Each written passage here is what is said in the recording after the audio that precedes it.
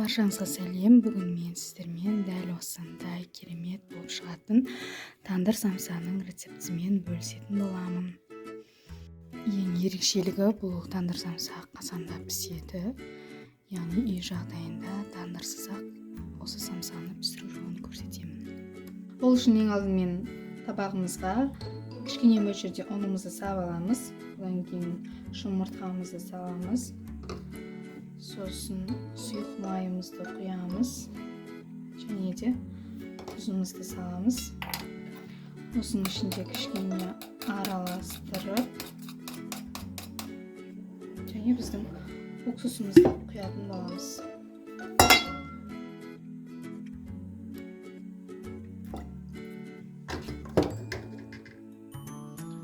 Ал енді суымыздың кішкене мөлшерін құйып, қолымызбен араластыра отыра қамырды илейтін боламыз. Судың барлығын бірден қосып жіберуге болмайды. Кішкенеден араластырып, онымен қоса отырып қамыр илейтін боламыз. Дайын болған қамырымызды осылай целлофанға орап, бетін жауып 20 минутқа қалдыратын боламыз. Ал қамырымыз дайын болғанша біз мұнда начинкамызды дайындайтын боламыз. Яғни мен пияз және де тартылған ет және картоп қосатын боламын. Үшеуін осылай ұсақтап майдалап турап алатын боламыз. Біз мұнда тартылған еттің үстіне 100 мл-дей газдалған сусын қосатын боламыз. Және де осы жерде ыдыстың ішінде араластыратын боламыз.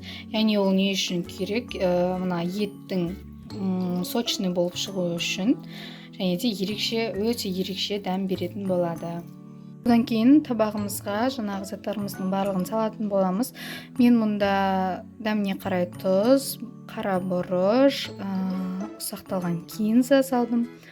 Қамырымызды осылай кішілеу 3 бөлікке бөліп алып, қайтадан целлофанға салып қоятын боламыз. Енді қамырымызды жая бастаймыз. Мұнда біз маргаринімізді ерітіп алдық. Енді осыны жайған қамырымыздың үстіне құйып жағып шығатын боламыз. Ал енді осылай тығыз етіп, арасында ауа қалдырмай орап шығатын боламыз.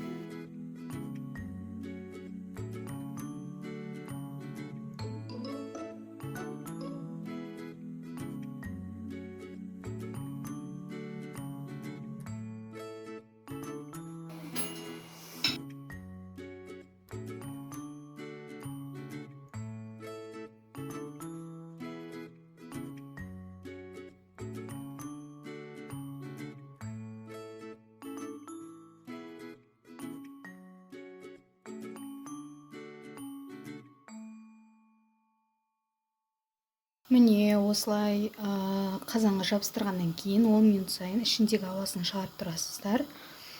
Міне самсалар осылай әдемі болып көтеріледі. 45-50 минут шамасында ұстаймыз.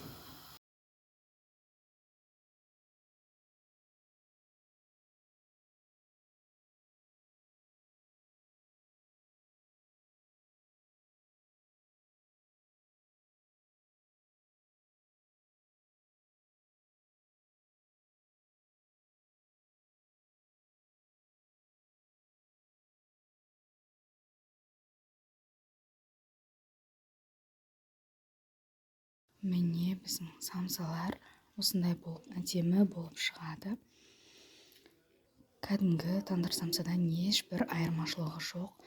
Дәмі тіпті ол самсадан да керемет болып шығады. Барлығыңызға жасап көруге кеңес беремін. Менің каналымды бақылап отырыңыздар. Күн сайын жаңа рецепттер салатын боламын.